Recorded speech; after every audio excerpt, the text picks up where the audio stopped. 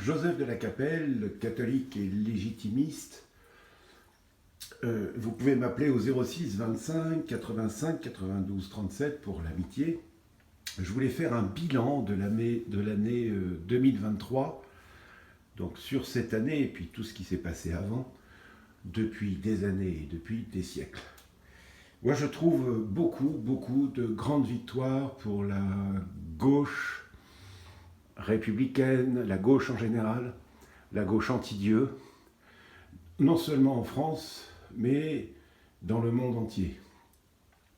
C'est ce qui apparaît le plus quand on regarde objectivement et un peu avec froideur. L'origine de ça, quand même, depuis alors le pape François, là c'est énorme, mais avant la Sainte Église, par exemple Léon XIII qui a prôné le ralliement, à l'époque pour des bonnes raisons je pense, c'est-à-dire qu'il voulait rallier les légitimistes catholiques, les orléanistes catholiques, ce qui ne peut pas exister, enfin bref ça c'est autre chose, les bonapartistes catholiques et les républicains catholiques. Mais très vite on a vu que c'était limité. Et donc cette année 2023, quand on regarde au niveau mondial, donc effectivement là où le diable a été très fort, c'est de gauchiser l'Église, de la gauchiser dans le sens sans Dieu, c'est-à-dire ne pas reconnaître le règne de notre Seigneur Jésus-Christ sur les âmes et sur les nations. Notre Seigneur Jésus-Christ parle des nations. Moi, je préfère parler des royaumes, des États. Le Seigneur Jésus-Christ veut régner sur les États, qui sont une assemblée de familles et de régions, etc. Donc, 2023, en France, en Europe, aux États-Unis, il y a beaucoup de gens qui disent... alors moi, je suis évidemment, de manière ponctuelle et de manière pragmatique, je suis à fond pour Trump, mais Trump est quand même un protestant. Bolsonaro était un protestant. Donc si vous voyez, ce qu'il y a de plus à droite aujourd'hui, c'est protestant. C'est très curieux. Et donc aujourd'hui, Israël, c'est quoi? C'est la continuité de la guerre entre la Russie et les États-Unis. Israël est une tête de pont des États-Unis, et derrière, il y a l'Iran, derrière les pays arabes, mais les pays arabes sont des pays arabes, donc des pays musulmans, à majorité musulmane, donc de gauche. Donc c'est un triomphe de la gauche. Tout l'Extrême-Orient, c'est... Le Vietnam est communiste, la Chine est communiste, voilà.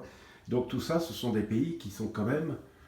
et puis des pays bouddhistes. Donc aussi de gauche.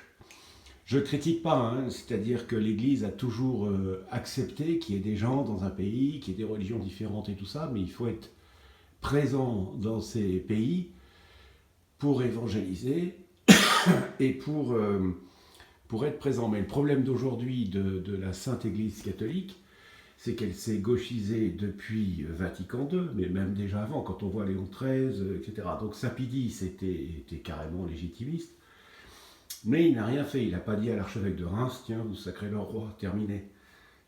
Que fait l'archevêque de Reims depuis 1830? Et là, il vient de nous dire, oui, quand même, la loi immigration, non, il faut être gentil avec les immigrés. Donc carrément de gauche. Et tout notre épiscopat français, malgré tout, pour devenir évêque, a fait allégeance à la République. Il doit y avoir un texte, hein, je ne le connais pas, mais il doit y avoir un texte à la con, en aucun cas je n'irai contre la séparation de l'Église et de l'État, et la République. Il doit y avoir un truc comme ça. Parce qu'on voit des très bons prêtres qui deviennent évêques, qui deviennent de gauche, quoi.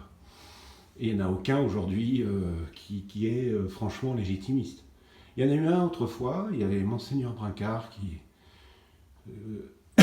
une ou deux fois, on sentait qu'il était plutôt légitimiste. Mais bon, voilà. Et donc, 2023 était une grande victoire. Donc, quels sont les pôles où résiste la bonne droite.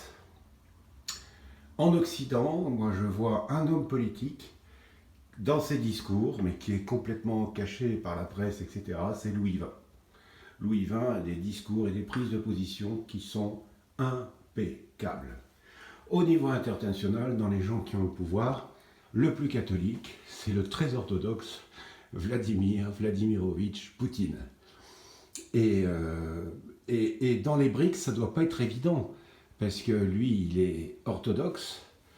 Et alors, la Russie est un empire. Hein. D'ailleurs, on parle de la fédération de Russie, c'est-à-dire qu'il y a beaucoup de régions. Donc, il y a toute une partie de la Russie qui est orthodoxe, il y a une partie qui est musulmane, il y a des parties qui sont animistes, il y a des parties qui sont bouddhistes, etc. Mais comme dit M. Poutine, il y a des religions différentes, mais tous sont russes, y compris les juifs d'ailleurs. Il y a un État juif à l'est de la Russie, il y a un État juif. Donc voilà, donc si Israël perd par rapport au monde arabe, il y a quand même des lieux où on peut vivre son judaïsme tranquillement. Enfin voilà. Parce que ça, c'est à penser quand même. Aujourd'hui, c'est à penser. Tout le monde dit Israël va gagner. C'est pas sûr du tout, c'est pas évident du tout. Hein. Moi, je suis pas du tout convaincu de ça. Donc aujourd'hui, à droite, on a, dans la droite catholique, on n'a pas du tout le pape, on a très peu d'évêques. Si, alors les évêques africains, remarquables par rapport au mariage, enfin la bénédiction, enfin c'est confus, hein, le texte du Saint-Père, mais un peu la bénédiction des homosexuels. On a beaucoup de conférences épiscopales de pays africains qui sont contre ce texte. Donc je les remercie, je vais peut-être immigrer en Afrique. Merci beaucoup. Et cher Monseigneur de l'Afrique, la République française franc-maçonne a voulu faire des républiques en Afrique. Et je pense que les monarchies traditionnelles, les structures traditionnelles avaient beaucoup plus de cohérence. C'est juste un point de vue, mais voilà, et je suis de tout cœur avec vous, et je pense beaucoup à l'Afrique, et c'est pas du tout sûr que ponctuellement je n'immigre pas de temps en temps en Afrique. Parce que là, votre prise de position en France, il n'y a rien eu. Il n'y a rien eu. Ils ont fait allégeance à Macron, machin, la République, la franc-maçonnerie, tout va bien. Donc là, on est quand même dans un monde vraiment à part, quoi. On est dans un monde parallèle. Donc pour moi, 2023, c'est ça. C'est un triomphe. Mais alors, on va regarder tout ce qui est de droite. Donc, M. Poutine, qui est orthodoxe, le patriarche de Moscou, la Grèce, tous les patriarcats orthodoxes qui montrent une certaine cohérence. Moi, je suis catholique, donc je reste attaché au Saint-Père. Hein. Je ne veux que sa conversion et qu'il aille au ciel, mais ça ne va pas être évident quand même, ça va être un peu compliqué. Voilà. Mais par contre, je ne reconnais pas hein, le schisme de 1050. Ça fait presque 1000 ans, sur une embrouille, on devrait régler ça très vite. Après, il y a les pays protestants où on accepte les monarchies protestantes, où on a non seulement défendu pendant la crise de Vatican II, comme le Royaume-Uni, qui est une monarchie protestante, et qui a protégé la messe traditionnelle. Et en Suède, il y a beaucoup de paroisses, il y a pas mal de paroisses catholiques traditionnalistes, donc je remercie le roi de Suède, je remercie Charles d'Angleterre, à travers le décret Agatha qui a protégé la Sainte Foi catholique, bien qu'il soit protestant. Et donc le Danemark, etc. La Norvège, très peu. La Norvège, la messe traditionnelle, il doit y avoir un Saint-Pidis une fois par mois qui dit la messe, quoi. C'est assez impressionnant. Donc, et puis les corps intermédiaires qui sont restés de droite. Alors pas en France. Hein. En France, tout est possédé par la gauche républicaine, laïque et tout. Les partis politiques sont de gauche. Même Marine Le Pen est nationaliste et républicaine. Monsieur Zemmour est bonapartiste et gaulliste. Donc tout ça, c'est quand même des gens éminemment de gauche. Donc la France, c'est vraiment très très marche. Alors Marion, Maréchal Le Pen, ça, à voir, à voir, à voir. C'est intéressant. Mais si vous voulez, il faut faire très attention quand on est de droite, comme moi, d'extrême droite. Moi, je suis d'extrême droite, je suis catholique et légitimiste, je suis d'extrême droite. C'est un travail de chaque instant. Méfiez-vous de Joseph de la Capelle. Méfiez-vous de Joseph de la Capelle. Il peut avoir des tendances de gauche. Et il faut lui écrire sur la chaîne, il faut lui dire non là monsieur, attendez, vous êtes de gauche. Il faut me le dire. Il faut faire très attention. C'est le risque, hein, c'est le problème du verbe. Il n'y a qu'un seul verbe qui ne se trompe jamais, c'est notre Seigneur Jésus-Christ, qui est le verbe de Dieu. Mais nous, notre verbe est dangereux. Est dangereux. Il faut faire attention. Il y a des grands-pères de l'Église qui ont demandé pardon parce qu'ils s'étaient trompés à un moment. Donc priez bien pour moi, et certainement que je dirai peut-être des choses sur lesquelles je reviendrai, etc. Mais soyez très prudent avec Joseph de la Capelle, très à gauche. Voilà, donc, alors il y en a un qui est dans les gens qui ont du pouvoir, c'est M. Poutine, qui est orthodoxe. Et donc ça ne va pas être facile, parce que dans les BRICS, la Chine est communiste, le Brésil est socialiste, l'Inde est hindouiste, et donc persécute les chrétiens. Donc je veux dire, au niveau diplomatique, moi je trouve que les Russes sont quand même, ce sont des astres au niveau intellectuel, au niveau de l'intelligence. C'est quand même extraordinaire, extraordinaire. Donc, voilà, c'est-à-dire qu'aujourd'hui, beaucoup de gens qui ont le pouvoir sont de gauche, les pays d'Extrême-Orient, qui sont bouddhistes, communistes, etc. Mais il y a des corps intermédiaires qui sont encore possédés par la droite. Et en France, on a donc la droite catholique est persécutée. On l'a vu dans Civitas, on l'a vu pour Academia Christiana. Mais attention, ça c'est quand même, pour moi, c'est des gens un peu de gauche quand même, parce qu'ils sont pas légitimistes.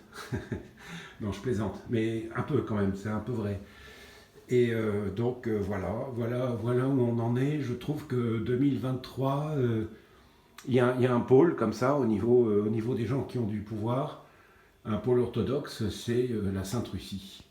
Mais tout le reste est en grande partie à cause de la Sainte Église. C'est tragique, hein, c'est tragique.